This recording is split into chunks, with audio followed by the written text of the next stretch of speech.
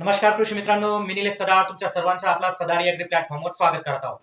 तर आपलं 2026 हे सर्व कृषी पदवीधरांसाठी, पदविका धारक जे आपल्या असतील यांच्यासाठी हे एक नोकऱ्यांचं वर्ष असं आपण याला म्हणू. बघा की आता सध्या जो टेलिग्रामवर मेसेज फिरत आहे किंवा जो RTI मार्फत जो मेसेज आलेला आहे, आता सगळ्यात महत्वाचं म्हणजे हा मेसेज कोणी टाकलेला आहे, तर ते आपल्या बॅचचे स्टुडंट प्लस आपल्या टेलिग्राम चॅनलचे स्टुडंट, तर ते येतात आशिष पवार सर यांनी टाकलेले आहेत. सध्या त्यांनी अग्रीमेंट दिली आहे आणि लवकरच ते इंटरव्ह्यूसाठी म्हणजे यावर्षी ते इंटरव्ह्यूला आणि फायनल सिलेक्शन मध्ये सुद्धा असतील. ओके, तर त्या आशिष सरांनी RTI टाकलेला आहे आणि त्याच्यातून माहिती आलेली आहे. आता त्यांनी मला 2 वेळेस कॉल केले, पण माझ्याच्यानं कॉल रिसिव्ह नाही झाले त्यांचे. पण मग ज्यावेळेस आमचं बोलणं झालं तर काही गोष्टी बाहेर आल्या त्याच्यामधून, तर त्याच गोष्टी आज आपण या इथं डिस्कस करणार आहोत. म्हणजे हे खरे मी म्हटलं होतं ना की बा ही खरी माहिती किंवा हे खरं कोण आणलेलं आहे, तर ते आपले आशिष पवार सर आहेत, त्यांना याच्यातून ही माहिती भेटलेली आहे. तर ह्यो जो काही RTI आहे आणि 2026 मध्ये जे काही आता पद आहेत जवळपास 484 पदं. तर आता इथं एक खाली तुम्हाला माहिती असेल की वित्त विभागातील उपसमितीच्या मान्यतेसाठी प्रस्तावित करण्यात आलेली आहे. आता या पदाचा आढावा घेऊ आपण की याच्यामध्ये महाराष्ट्र कृषी सेवा गट कृषी उपसंचालक याची 24 पदं. त्याच्यानंतर महाराष्ट्र कृषी सेवा गट तंत्र अधिकारी संवर्ग, म्हणजे याला तालुका कृषी अधिकारी लेवलचं हे असणार आहे. त्याच्यानंतर महाराष्ट्र कृषी सेवा गट कनिष्ठ म्हणजे मंडळ अधिकाऱ्याचे आपण इथं लेवलचे बघू, त्यांचे 137 पदं. त्याच्यानंतर कृषी अधिकारी जिल्हा परिषद गट कनिष्ठ राजपत्रित ते येतं 236 पदं. आणि शेवटचा जे आहे महाराष्ट्र प्रशासकीय सेवा गट सहाय्यक प्रशासकीय अधिकारी याचे 9 पदं, म्हणजे जवळपास 484 पदं आहेत. तर मग ही 484 पदाची ऍडव्हर्टाइजमेंट येईल का, पहिला प्रश्न आपला. एक गोष्ट लक्षात घ्या किंवा ती आपल्यासाठी आनंदाची बातमी आहे की याच्यातले 50% पदाला मान्यता भेटलेली आहे. अलग लक्षात, जे काही आमचं बोलणं झालं किंवा त्यांचं जे बोलणं झालं तर त्याच्यातल्या 50% पदाला मान्यता भेटलेली आहे. जवळपास 50% जे काही पद आहेत याच्यासाठी आपल्याला प्रयत्न करावा लागतील. अलग लक्षात, ते आपल्या टेलिग्रामच्या माध्यमातून असेल, ईमेलच्या माध्यमातून असेल किंवा आपले जे काही आशिष सर आहे त्यांची टीम ते सुद्धा जाणार आहे. तर आपल्याला त्यांना काय करायचंय, सपोर्ट करायचा आहे. तर आपण त्याच्यासाठी ते करू. ओके, आता सगळ्यात महत्वाचा प्रश्न पडलाय की कृषी की हा प्रश्न पडला की ही परीक्षा कोण घेईल. तर बघा हे सर्व जे पद आहेत हे सर्व पद राज्यसेवेच्या पूर्व परीक्षेत म्हणजे अंतर्भूत राहतील. राज्यसेवेच्या पूर्व परीक्षेत म्हणजे तुम्हाला अभ्यास कशाचा करायचा आहे, तर राज्यसेवेचा पूर्व परीक्षेचा अभ्यास करायचा आहे. अलग लक्षात. दुसरा महत्वाचा एक हे आहे की कृषी अधिकारी जिल्हा परिषद गट राजपत्रित संवर्ग. आता याच्या आधी जे काही कृषी अधिकाऱ्याचे हे झडपीचे जे काही पद होते, तर हे पद सरळ सेवा भरतीनं जिल्हा निवड मंडळामार्फत हे पद भरले जायचे. आणि हे जे काही मंत्रालय होतं तर ते मंत्रालय होतं ग्रामविकास मंत्रालयाअंतर्गत. अलग लक्षात, याच्यात विस्तार कृषी अधिकारी सुद्धा होता. आता हे पद काय केले यांनी, हे पद दिले कुठं, राज्य शासनाच्या कृषी विभागाकडे. अलग लक्षात, म्हणजे काय झालं की हे जे काही पद होते जिल्हा परिषद हे राज्य शासनाच्या कृषी विभागाकडे म्हणजे आपल्या कृषी विभागाकडे देऊन याला राजपत्रित दर्जा दिला. हा मागचा GR आहे. अलग लक्षात, आणि त्या GR मध्ये तसा उल्लेखही होता की नवीन जाहिरात येईल आणि ती MPSC घेईल. अलग लक्षात, तर त्याच पद्धतीने हे झालेलं आहे. तर हे नवीन जो संवर्ग आलेला आहे 236 पद, तर हे सुद्धा याच्यात येतील.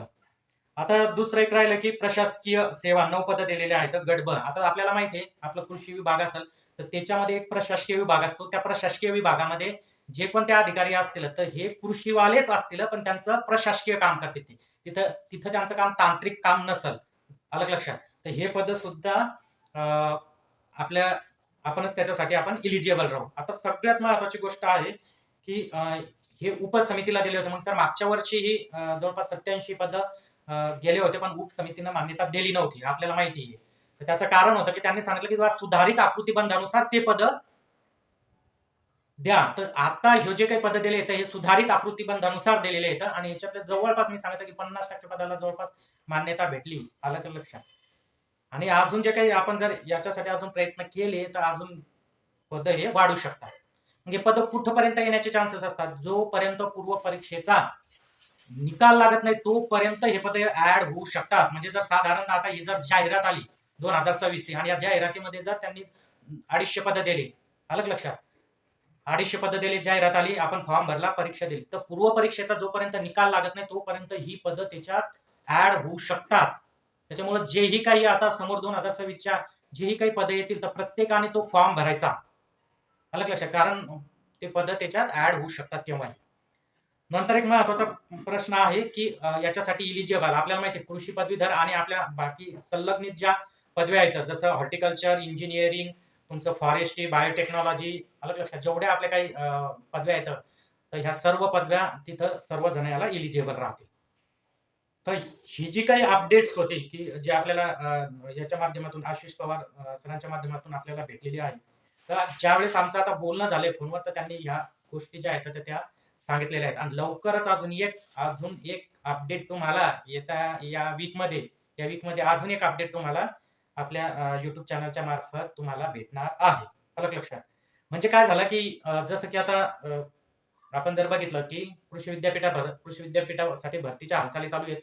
त्याच्यानंतर कृषी शासनाच्या गट क ची कृषी सेवक ज्याला की सहाय्यक कृषी अधिकारी त्याच्या हालचाली चालू आहेत आणि हे म्हणजे जर आपण व्यवस्थित अभ्यास केला याचा तर आपल्याला कोणतं ना कोणतं तरी पद भेटायला पाहिजेत या दृष्टीनं आता सगळ्यांनी प्रयत्न करणं गरजेचं आहे. आलं का लक्षात? तर ही जी काही आपली सुवर्ण संधी राहणार आहे आपल्यासाठी आता काही कंबाईनचे आपले ऍग्रिकॉस तयारी करत होते तर त्यांच्यासाठी एक चांगली अपॉर्च्युनिटी आहे कारण त्यांचा प्रीचा अभ्यास झालेला आहे. आणि माझंही तुम्हाला सध्या हे सांगणं आहे की सध्या मेन्स डोक्याच्या बाहेर काढायची आहे आणि फक्त प्री प्री प्री आणि ती प्री म्हणजे राज्यसेवेची प्री. कारण याच्यात जर फॉरेस्ट्रीचे जर पद ऍड झाले अजून फॉरेस्ट्रीचे जर आले याच्यामध्ये पद तर तेही एक आपल्यासाठी ऑपॉर्च्युनिटी आहे. कृषीची आपल्यासाठी ऑपॉर्च्युनिटी आहे. तुमचे ऑप्शनल सब्जेक्ट तुम्हाला तिथं ते चूज करता येतील जो दोन्ही ठिकाणी तुम्हाला राहतील. आणि पहिला जो फोकसिंग राहणार हे प्रीच करा. आलं का लक्षात? कारण काय जर तुम्हाला प्री मध्ये चांगले मार्क आले ना तर तुम्ही मेन्स लगेच पूर्वपरीक्षा झाल्यावर तुम्ही चालू करू शकता.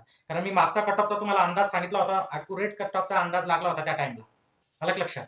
आणि मागची जी काही आपण सांगितलं होतं की जे काही आपल्या टेस्ट सिरीज आपण दिलेली होती. तर त्याच्यातले 15 प्रश्न होते. किती 15 प्रश्न होते आपल्या टेस्ट सिरीज मधले पूर्व परीक्षेला ॲज इट इज. मी त्याची पीडीएफ आणि त्याचा व्हिडिओ सुद्धा आपल्या YouTube चॅनलला आहे. आणि मला या माध्यमातून आपल्याला हेच करायचं की जे आता फोकसिंग येतं फक्त ऍग्रीकल्चर एमपीएससी साठी तर त्यांनी प्रीला फोकस करा. प्री जो पहिला पेपर आहे ना जियाचा त्याला फक्त फोकस करा. तिथं चांगले मार्क घ्या. कारण मेन्स जे राहते ना तर मेन्स आपल्याला जे वाटत होतं आता यावर्षी मेन्स दिलेले आहेत आपण तर आपल्याला जे वाटत होतं की ते क्वेश्चन्स कसे असतील तर खूप जास्त असं हे नाही मेन्स होऊ शकतं फक्त प्री. कारण मागच्या वर्षी काही मुलांचं असं झालं की तळ्यात मळ्यात झालं आणि मग निकाल लागला आणि मग हातात काहीच नाही म्हणजे मग तिथं पेपर अटेम्प्ट नाही करू शकला. पण जे मुलं ऑलरेडी 52-58 होते तर त्या मुलांनी लगेच मेन्स चालू करून आता त्यांचे चांगले स्कोर आहेत. इंटरव्ह्यूची प्रिपरेशन करत आहेत. चांगले स्कोर आहेत. भरपूर मुलांचे मला कॉल येतात ते विचारतात चांगले स्कोर आहेत त्यांचे. तर आपल्याला सुद्धा तेच करायचं आहे. आणि तुमची सगळी स्ट्रॅटेजी तुमच्या जीएसची कोणतीही स्ट्रॅटेजी असू द्या, बुक्स असू द्या, ह्या असू द्या सगळं मी टेलिग्राम चॅनलला किंवा व्हिडिओ मार्फत तुम्हाला देत आहो आणि देणार आहोत. फक्त काय करायचं आहे की टेम्परमेंट जे राहतो आपला तो सध्या टिकून ठेवा. नक्कीच तुम्हाला येणाऱ्या याच्यात कोणतं तरी एक पद भेटेल आणि ज्यांचं सरळ सेवेचं टार्गेट आहे तर ते सरळ सेवेचं टार्गेट ठेवू शकता. अलग लक्षात मिक्स होऊ नका. कारण मिक्स झाले तर एक ही नाही हातात राहणार आणि ते नाही हातात तर त्याच्यामुळे प्लॅनिंग करा आणि व्यवस्थित करा. काही गरज पडली तर मी आहेच. तर लवकरच तुम्हाला पुढचे अपडेट देऊ आणि जे आशिष पवार सर आहेत ज्यांनी हे केलं तर त्यांच्यासाठी मी स्वतः तुमच्या वतीनं थँक्यू म्हणतो की आपल्याला याच्यातून एक दिशा तरी कळली की पुढे ऍग्री एमपीएससीची ऍड येईल का नाही ही दिशा तरी कळली आहे. तर आज आपण इथे थांबतो.